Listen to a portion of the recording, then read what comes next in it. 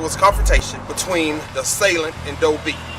The assailant then leaves the club, comes back in through the front door with a firearm. Tonight, we are learning more and more about Glenn Thomas, also known as rapper Doe B, a Montgomery native who was on the verge of making it big in the rap music world. Thomas was one of two people early this morning at a Montgomery night. This is Jason Quan McWilliams. Police say he turned himself in and is now charged with capital murder. They say he's responsible for the shooting of rapper Glenn Thomas, also known as Doe B, and Troy University student Kimberly Johnson. Darius Thomas was sentenced to 85 years in prison for the shooting deaths of Doe B, Troy University student Kimberly Johnson.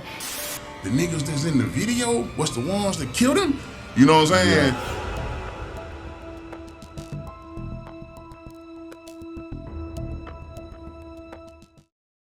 2009. Glenn Thomas, known as the Alabama rapper Doe B, was about to get a wake-up call about the lifestyle of his environment. As he sat in the vehicle at just 17 years old, an assailant would approach and open fire, injuring him in his eyes, resulting in the signature eye patch that fans have grown accustomed to. You got shot, yeah. So I can't ask you how old you were? Yeah, you can ask me how old I was. 17. You were 17? Yeah. I was 2009. I was 12 when I lost mine. Have the gun pointed at you to be, does the nigga have a gun in your face? Nah. Or you just caught it? I mean, yeah, we just caught it. A nigga shot in the car. In the car? Yeah. Behind it, the bullet fragments that nearly took his life still lodged into his flesh. Mm-hmm. Is that also why you wear an eye patch? Mm-hmm. Okay, so what's like the story behind that? I got shot in the eye, you know? Okay. Yeah, and I lost my eye to it. I still got the bullet fragment on my phone. Yeah. Prior to that incident, Doe B was trying to make it through a lifestyle in the streets, revolving around his environment and danger. But that was when he knew that was the option before him as a way to survive in the region he called home. Having come so close to losing his life, it forced him to focus on life and try to make changes for a better tomorrow. So his love for music became the outlet to pursue a different path. Doe B didn't stray from that dedication in music. With releases like viral single, Let Me Find Out, his name began gaining popularity as the next rapper to take Alabama to new heights in the music industry. That brought the attention of Atlanta mainstream rapper T.I.P, who would sign Doe B to his Grand Hustle Records, becoming the step that propelled Doe B to a deal with label giant Interscope Records. Doe B seemed to make good on his promise to not waste his second chance at life. His style was unique, fresh, influential, and he was being dubbed the Southern Biggie for his talent. You, like I told Jay-Z on the 10th anniversary of the 44, I told him to his face, I said, man, Doe B is the Southern Biggie. Yeah. And the man looked at me, he took his glasses off and said, what did you say? I said, he's the Southern Biggie. Everything seemed to be falling in place. His dream was coming to fruition, and those that supported him, like his crew, CBM, aka Cold Block Music, were about to elevate in the industry. I got a project I'm working on right now with my team called CBM. You know, CBM. What does that stand for? CBM. It stands for Cold Block Music, but I named the mixtape CBM. It stands for Chopper Bricks and Money. But on December 28, 2013, events proved that fate wasn't to be. 8 hours prior to his passing on December 27, 2013, Doe B was discussing the opportunity of a lifetime with rapper T.I. It involved flying to Miami, where he would have a studio session with T.I. and industry icon Pharrell to collaborate together.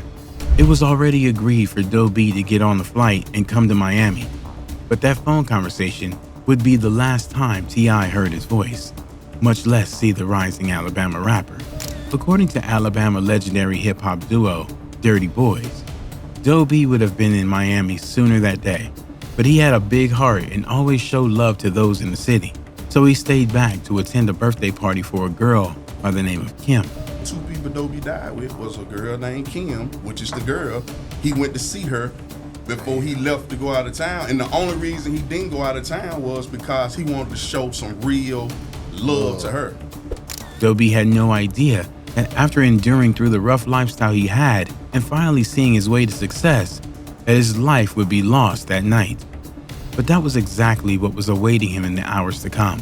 Doe B would arrive at the Sentinel Hill Bar and Grill in Montgomery. It is alleged that while at the club, Doe B was confronted by persons with whom he had disputes with, resulting in an altercation taking place. Reports later state that around 1:30 a.m. into the party on December 28, 2013, while Doe B was on stage, the assailants returned, alighting the area with bullets injuring multiple persons, including Doe B, who was wounded in his leg. His affiliate, Rick Dog, would be shot multiple times trying to shield Doe B. While his effort originally appeared to have worked out, it turned out that the area in which Doe B was hit caused excessive bleeding, leading Doe B to succumb to his injuries before he could arrive at the Baptist Medical Center South for treatment.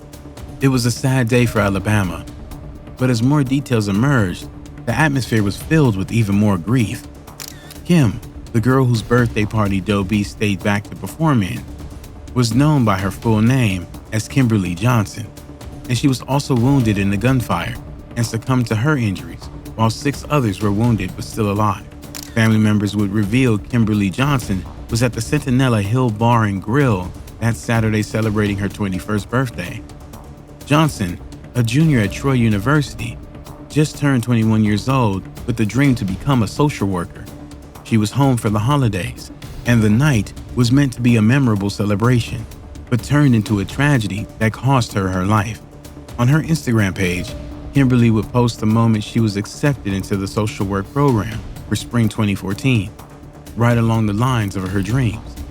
It was almost eerie how both her and Doe B were right at the point where everything they dreamed of was happening when their lives were unjustly taken. Families were mourning at the senseless passing of their loved one, and those emotions would only amplify in intensity when reports began dissecting just how firearms were able to get into the venue past security with multiple assailants. According to details made public by urban news platforms and the family of Kimberly, Doe B was involved in an altercation with an assailant and his affiliates as stated prior. But what happened next is what placed the venue under a microscope. The assailants were allowed to leave and re-enter after already causing trouble. But not only that, they were allowed into the venue with weapons. There was confrontation between the assailant and Doe B.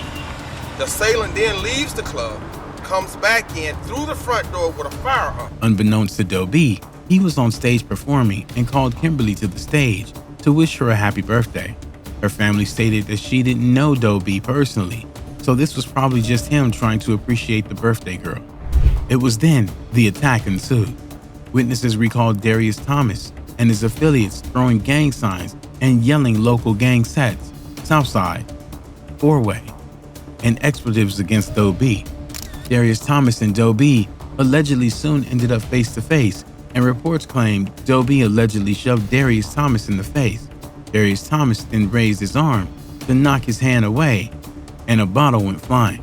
From there, witnesses stated Doe B's assailant began shooting erratically across the crowd from different vantage points.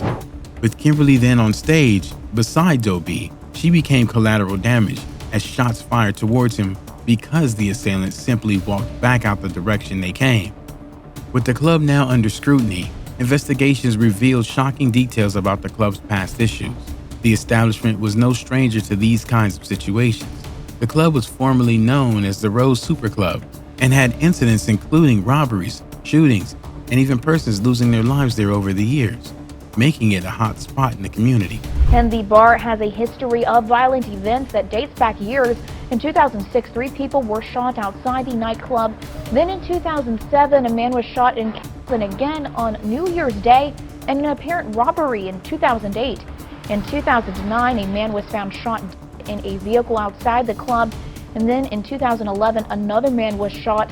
With the new hit involving Doe B and bystander Kimberly, the pressure to close the club crossed the breaking point, prompting Major Todd Strange to issue a statement that the city of Montgomery, Alabama, has taken action to close the establishment.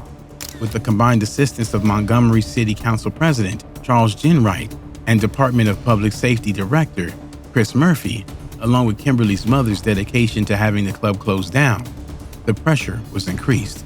This received an even greater push when one of the injured victims in the shooting, 20-year-old Tim Hamilton, died at a Montgomery hospital on January 3, 2014.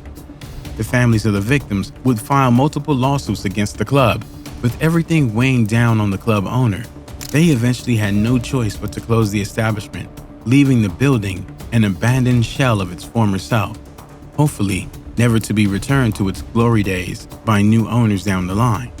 Doe B was gone. Emotions erupted within his peers, remembering how big his heart was and how far ahead he was pushing the city. He was the next one opening doors for more light to shine on the many talents in the community. Hey, that man was a provider for many people. That man gave back to the community. You know what I'm saying? That man paid people bills. You know what I'm saying?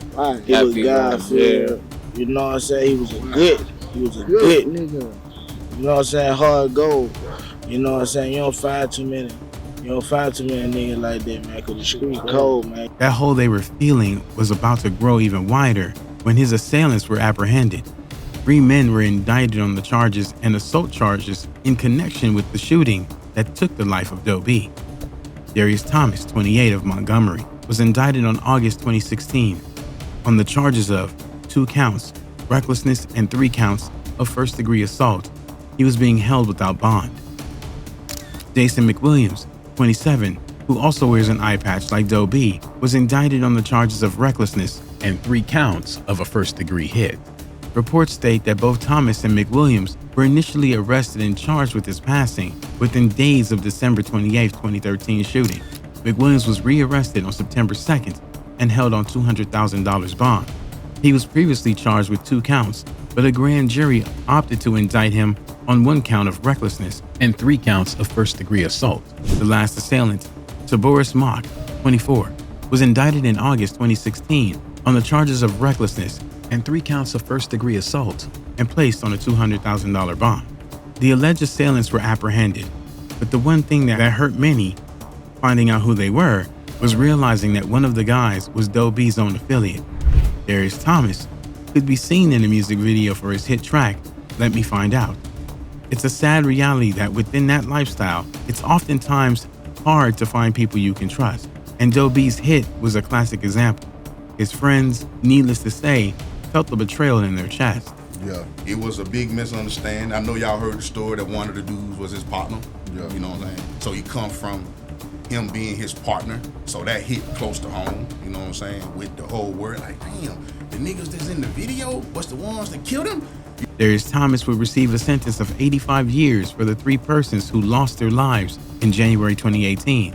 A college student and a well-known local rap artist were killed over the weekend, and now we're learning more about a possible motive in this crime, and we're hearing from the victims' families. He would express grief for what he did to the mothers of each victim with tears down his face. Each of the mothers, although wanting him to serve time for his deeds, found it in their hearts to forgive him for what he did before justice was served. The 2 remaining defendants, Jason McWilliams and Boris Mock, both pled guilty to 3 counts of first degree and a hit, and were both sentenced to 15 years in prison. It's a sad tale when the underlying cause of the issue that got Doe B came to the surface. Are the words of those that lived in the lifestyle revolving around gang culture and had a close bond with Doe B. He inherited the feud of those he was affiliated with. What's even more heart-wrenching is that it is something that spans a decade ago, but continues to pass on to every new generation that comes following the norm of their environment instead of making a stand to bring change. Such a shame to see battles waging war meant for those gone in the past. Rest in peace, Doe B.